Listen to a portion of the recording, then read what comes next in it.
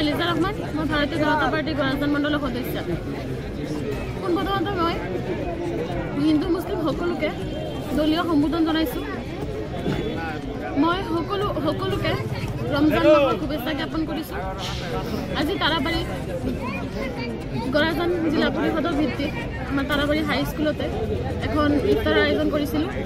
তাত সকলোবোৰ ধৰ্মাৱলম্বী লোকে আহি অংশগ্ৰহণ কৰিছে সকলো লোকে আহি পেলাই ইফতাৰ গ্ৰহণ কৰিছে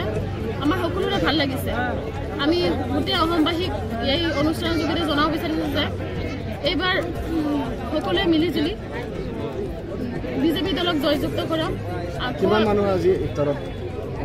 ৫,০০০ৰ ওপৰত তাৰাবাৰী হাইস্কুল কি ক'ব যিহেতু আগন্তুক পঞ্চায়ত নিৰ্বাচন মই মানে এইবাৰ বিজেপি দলৰ জয়যুক্ত হ'ব আমি সকলোৱে এইটোৱে আশা কৰিছোঁ আৰু এইবাৰ ভাৰতীয় জনতা পাৰ্টি যিহেতু সকলো সংখ্যালঘু লোকসকল ওলাই আহিছে ভাৰতীয় জনতা পাৰ্টিৰ নীতি আদৰ্শৰ প্ৰতি সন্মান জনায়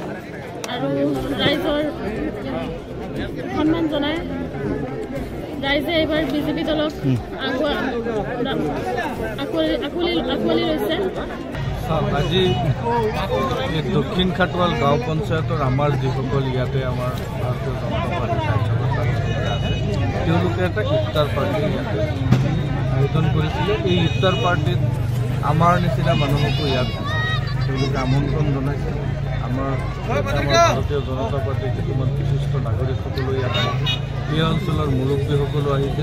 অৱসৰপ্ৰাপ্ত শিক্ষক বিভিন্ন ধৰণৰ চাকৰিয়াল তেওঁলোকো আহিছে আজি ইয়াতে সকলোৱে মিলি আজি আমি ইয়াতে ইফতাৰ গ্ৰহণ কৰিলোঁ আৰু ইয়াত তেওঁলোকে ইয়াৰ যিটো অভ্যৰ্থনা কমিটি আছিলে তেওঁলোকে যেনেধৰণে ভাবিছিলে যে ৩,০০০মান মানুহ হ'ব কিন্তু আপোনালোকে ইয়াত দেখা পাইছে প্ৰায় ৬,০০০তকৈ অধিক মানুহৰ ইয়াতে সমাগম কৰিছে ইয়াৰ পৰা আমি ভাবিছোঁ যে আমাৰ দলৰ প্ৰতি আমি সকলোৱে মিলি আল্লাহৰ সময়ত যাতে এই অঞ্চলৰ ৰাইজৰ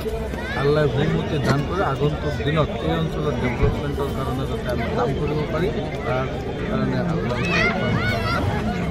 গ্ৰহণ কৰিলোঁ যিসকলে এই ইফতাৰত অংশগ্ৰহণ কৰিলে আৰু যিসকলে এই ইফতাৰ আয়োজন কৰিলে সকলোকে আন্তৰিক ধন্যবাদ।